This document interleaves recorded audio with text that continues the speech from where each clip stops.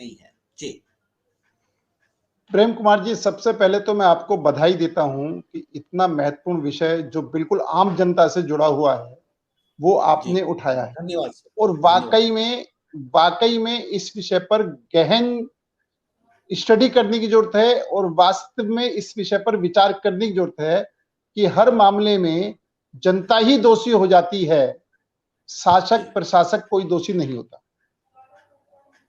पर उठ करके यह बात आपको कह रहा हूं, लेकिन मैं कुछ बातों पर सहमत नहीं हूं। जैसे साजन सिंह जी ने एक बात कही कि न्यायपालिका पर विश्वास। देखो, हम अगर न्यायपालिका पर विश्वास नहीं करेंगे तो निश्चित तौर पर कहीं ना कहीं अफरा तफरी मचेगी। हम ठीक है, गलतियां मिस्टेक कहीं भी हो सकती है, किसी तरीके से हो सकती है, कहीं भी कोई चीज छूट सकती है। थोड़ी सी टिप्पणी करना चाहूंगा, हमने बात आगे।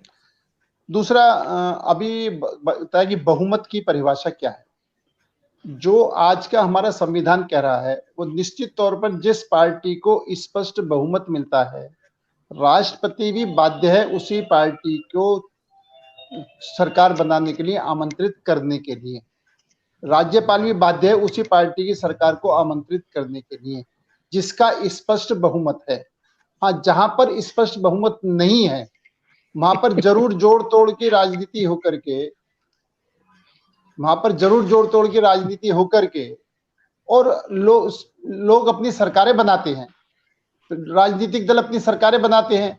तो ये एक अपनी व्यवस्था का हिस्सा है। लेकिन मैं एक बात बड़ा स्पष्ट कहना चाहता हूं कि इस टोटल व्यवस्था में सुधार की बहुत अधिक आवश्यकता है।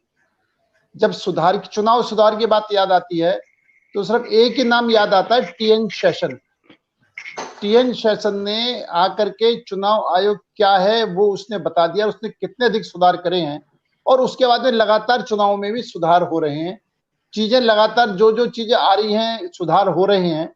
जो कानून लागू मतलब खराब कानून पड़े हुए थे या पेंडिंग कानून पड़े हुए थे जिनकी उपयोगिता नहीं थी, उन सब कानून को धीरे धीरे हमारी सरकारें खत्म भी कर रही हैं, जो अफसरशाही को धीरे धीरे कम करने के लिए।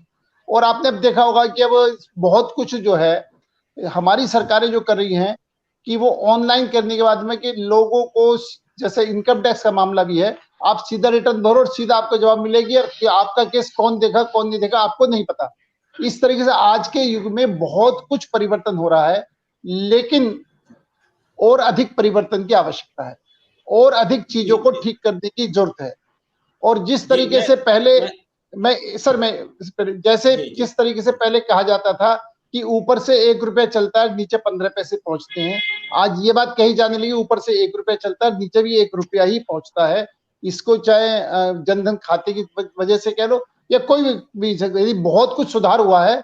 ऐसे सैकड़ों उदाहरण दिए जा सकते हैं जो सुधार का संकेत देते हैं, लेकिन उसके बाद भी बहुत अधिक सुधार की आवश्यकता है।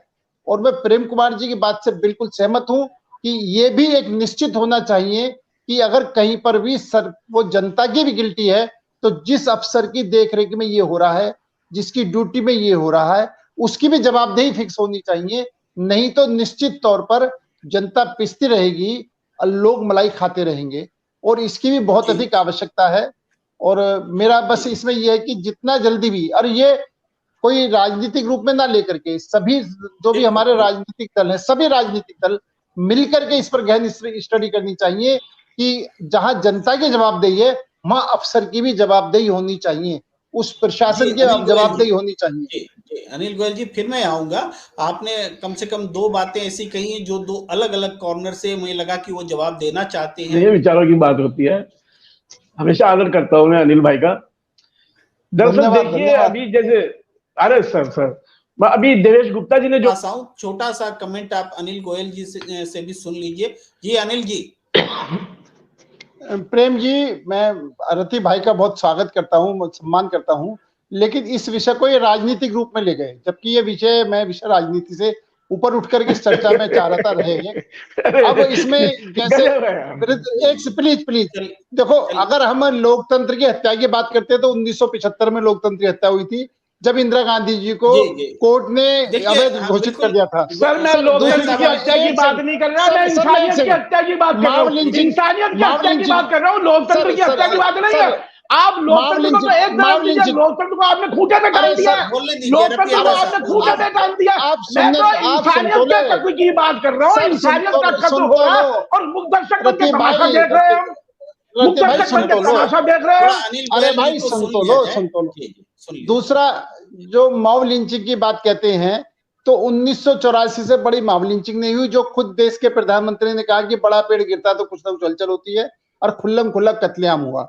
तो निश्चित तौर पर मैं मतलब इसको राजनीति से हुआ तो अब भी कत्लेआम होगा, वो कत्लेआम होगा तो अब भी कत्लेआम होगा। रफीक साहब जी, मैं ये बात करूं, ये हम अरे मरेगा माइनॉरिटी तो क्या बात कर रहे हैं, मरेगा तो माइनॉरिटी बना है ना, वहां भी माइनॉरिटी बना, यहाँ भी माइनॉरिटी बना, कमजोर तक मारा जाएगा। आप रफीक साहब, मैं जो बात कह रहा हूं कि आप इसको राजनीतिक पर करेंगे तो हमको भी राजनीतिक बहस करनी पड़ेगी, आपको भी राजनीतिक बहस करनी पड़ेगी। लेकिन आज हम देश के विषय पर हैं, जो आम जनता का विषय छुआ है प्रेम कुमार जी ने, उसमें कैसे सुधार हो, और उसके अंदर हम सब राजनीतिक दलों को भी, सभी बुद्धिजीवियों को भी, और सभी इसके अंदर जो भी मतलब व्यक्ति इसमें जुड़े हुए हैं, उन सबको इस पर मनन करना चाहिए कि अरे तो सर सुधार कैसे होगा? महाराष्ट्र में अभी ताजा आपने किया, महाराष्ट्र में ताजा आपने किया, सुधार कहां से हो जाएगा? महाराष्ट्र में ताजा किया आपने। आप इसको राजनीतिक बहस में लेना चाहते हैं, मैं राजनीतिक बहस में नहीं लेना चाहता। दोनों से आग्रह करता हूं, थोड़े क्षण भर के लिए रुक जाइए। हम लोग यहाँ जो चर्चा कर रहे हैं, हम ये कहना चाहते हैं, पार्टी लाइन से उठ करके भी हम लोग सोच सकते हैं, एक भारतीय नागरिक के रूप में भी सोच सकते हैं, और वो ये है कि हम व्यवस्था बदल नहीं पाए हैं। देखिए गोयल साहब, आपसे भी और सबसे मैं कहना चाहता हूं कि देखिए, आजादी के समय में हमारा ग्लोबल इकोनॉमी में जो कंट्रीब्यूशन था 4.7% था, और 1700 सदी में 25% था, और उससे पहले तो 40% तक हम ग्लोबल इकोनॉमी में पार्टिसिपेंट थे। लेकिन आज कितने हैं? आज 3% है। तो ग्लोबल इकोनॉमी में हम घटे हैं ना 75 साल में। इसमें सारी पार्टियां हैं, कोई ये नहीं कह सकता कि आप हैं और हम नहीं। तो कारण क्या है? हमने सरकार करना जरूरी है, ये डकैती है। अनिल गोयल जी के पास आता हूं। जी गोयल साहब। प्रेम जी, सही बात तो ये है कि जब हम भ्रष्ट नेता की बात करते हैं तो उस भ्रष्ट नेता को हमारी जनता ही वोट देती है, और उस भ्रष्ट नेता को हमारी जनता ही जिताती है। तो कहीं ना कहीं जनता को भी जागरूक करने की जरूरत है, जनता को भी ये बताने की जरूरत है कि हमारे वोट की कीमत है, हमारे वोट से देश के भविष्य का निर्माण होगा।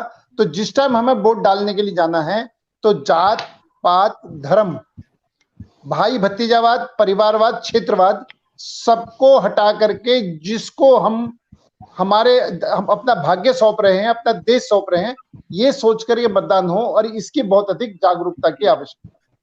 मैं जहां तक ये अभी भाई साहब कह रहे थे हमारे की लोकतंत्र की हत्या हो रही है, लोकतंत्र की हत्या तो कांग्रेस के टाइम में जितनी हुई थी किसी के टाइम में भी नहीं हुई।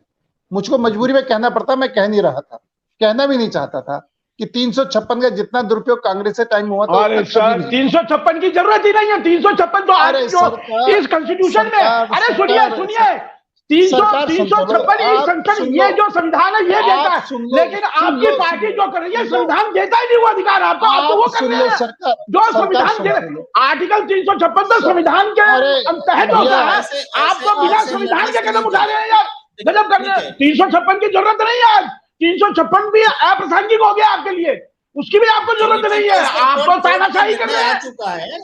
रफी साहब, देवेश जी बता रहे थे कि 356 पर कोर्ट का निर्णय आने, साजन सिंह जी भी बता रहे थे, उसके बाद से बार-बार चुनाव, सुन तो सर बार-बार चुनाव ना हो, इसलिए राष्ट्रपति या राज्यपाल अगर जो सबसे अधिक सीट जीत के लाता है वो सरकार नहीं बना पाता तो दूसरे को आमंत्रित करते, जिससे कि बार-बार चुनाव में ना जाना पड़े, देश का पैसा बर्बाद ना हो, व्यवस्था खराब। तो एक व्यवस्था देवी है, मैं बिल्कुल मानता हूँ साजन सिंह की बात से कि आज हमारी लोकतंत्र व्यवस्था बहुत अच्छी है। इससे अच्छा जब तक कोई विकल्प नहीं है तब तक हमको इसमें सुधार का प्रयास करना चाहिए, कहां पर कैसे सुधार हो सकता है, और उस सुधार की आवश्यकता है। अरे सर, प्रश्न मैंने सत्यदेव चौधरी जी से उठा करके सबके बीच में प्रश्न को ले गया, तो आखिरी टिप्पणी सत्य को देते हैं टिकट, ये है प्रश्न। नहीं तो देखो, विकल्प तो है, आप इंडिपेंडेंट उम्मीदवार खड़ा होना विकल्प है हमारे लोकतंत्र में। लेकिन अगर मानो किसी राजनीतिक दल ने भ्रष्ट लोगों को, चोर को, डकैत को टिकट दे दिया, तो इंडिपेंडेंट भी हम हमारे समाज से खड़ा होकर के इंडिपेंडेंट लोग भी जीतते हैं। पर पहली बात साहब, इंडिपेंडेंट व्यक्ति सरकार नहीं बना पाता।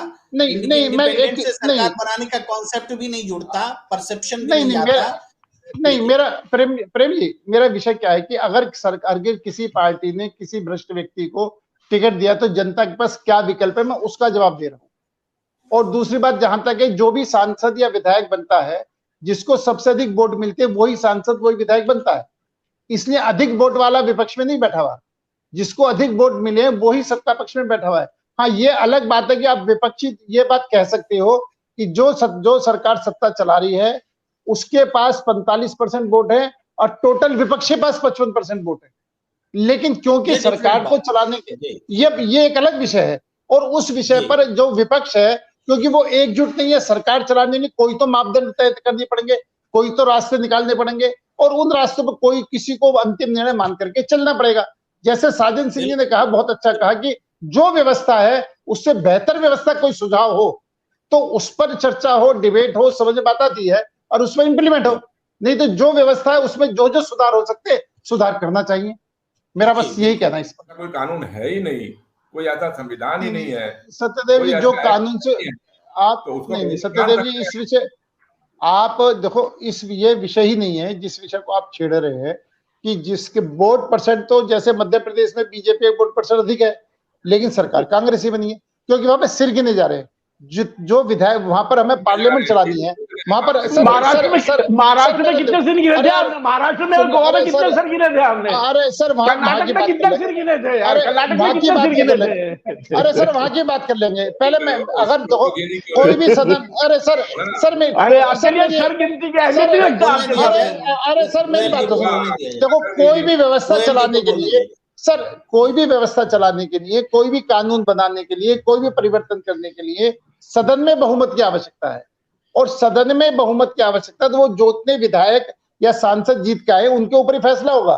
किसने किसको अगर मानो किसी पार्टी को अधिक वोट मिले, किसी पार्टी को कम मिले, लेकिन जिसको वोट कम मिले उसके सांसद या विधायक अधिक जीत कर आए हैं, तो निश्चित तौर पर, क्योंकि सरकार चलानी है, 5 साल तक सरकार चलानी है, नियम कानून बनाने हैं, तो इसलिए उन्हीं को के चुनना पड़ता है। और ये जो व्यवस्था की बात कह रहे हैं ना जी, जो आप इस बात से आपको हमें सबको सहमत होना पड़ेगा कि जो व्यवस्था है उसमें जो सुधार हो सकता है सुधार करना चाहिए, या उससे बहुत बढ़िया व्यवस्था कोई सामने आती है तो उस पर चर्चा होनी चाहिए। जी, मैं तो सुधार की बात कर रहा हूं ना। इसका मतलब तो आपकी राजनीतिक व्यवस्था में व्हिप का कानून भी ठीक है, इसका मतलब दल बदल भी ठीक है। नहीं, दल बदल पे तो एक नेता ने अगर उसका तो कोई दिमाग है नहीं। ये चर्चा सत्यदेव चौधरी जी थोड़ी लंबी खींच रही है और आज अच्छी चर्चा हुई है, वाद विवाद है और सहमतियां जरूर है। अजी, इस दौर में भी तमाशाए अहले करम देखते हैं, मदारी का खेल और जबूरों का दम देखते हैं। हम तो यही देख रहे हैं, भारतीय डेमोक्रेसी का हाल ये कर दिया है।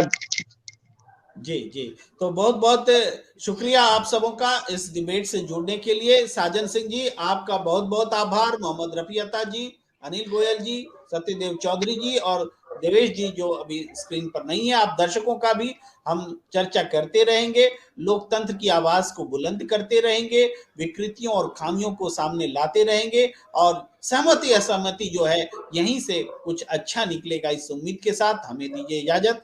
नमस्कार। जय गणेश।